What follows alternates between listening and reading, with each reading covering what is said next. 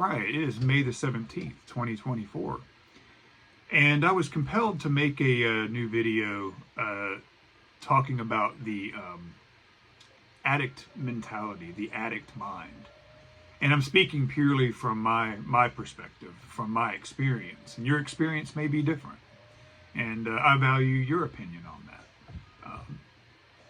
The addict mind, how we rationalize the use of our drug of choice, or drugs of choice if you're a polyaddict. And an example would be this morning. I had to take my wife to work because her car's in the shop, and yesterday I had to take care of so many responsibilities. I had the yard work to do. It was miserable to do out in the heat, and still going through the withdrawal, still feeling it today. The anxiety, the brain zaps, and there's just the feeling of not being comfortable in your own body. And drugs, alcohol, drugs, addiction to drugs, put a hole in your soul. They put a dark void inside of you. And you realize you can't just be sedentary. You have to keep moving, even when you're in this cycle of addiction. And so you take more drugs to keep going in order to take care of things. You're responsible. You have to work. You have to pay bills. You have to do all these things. If you have a family, you have to take care of them. I have seen addicts choose drugs over their own family. You see it all the time. It happens all the time. I have personally not paid a bill to go and to order some drugs that I needed, or go to someone and buy the drugs that I needed. Or in the case now, I've been very heavily dependent on a substance called Kratom, and I've talked about that in previous videos. Go back and listen to those if you're interested in hearing that story. I have sacrificed paying bills and things for it. A substance that seems so benign to a lot of people can easily be heavily abused.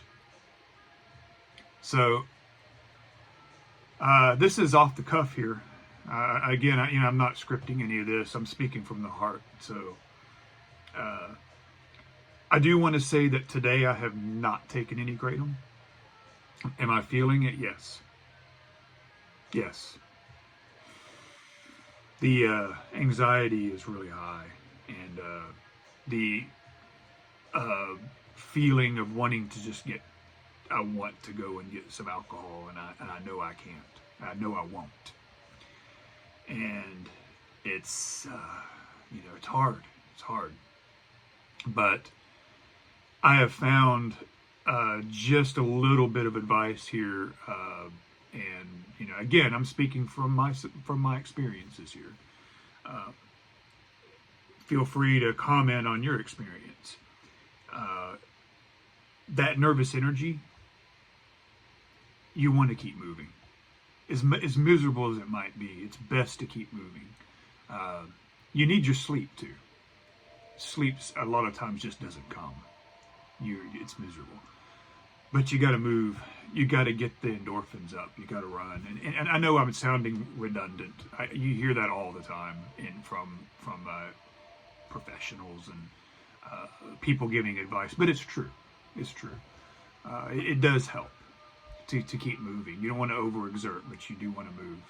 And eventually, it's going to get better. I know it's going to get better.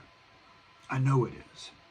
And I know eventually I'm going to get to a point to where I'll be able to do more. So I just want to say thank you for listening. And if you are struggling with alcohol, drugs, if you're a polyaddict, know that you're not alone. if you're willing to get help and you're willing to talk to somebody, please talk to somebody. Don't do it alone. No, please don't do it alone. Because it's like doing it alone is like, if you're, I don't know if any gamers out there, if you're trying to fight a boss battle in a game and you're not equipped to do it, you don't have the weapons and the armor or whatever, you don't have what you need to fight that final boss, you're just going to keep falling. You're going to keep falling. So you got to get support. So, all right, I'm going to go ahead and sign off. I appreciate you listening.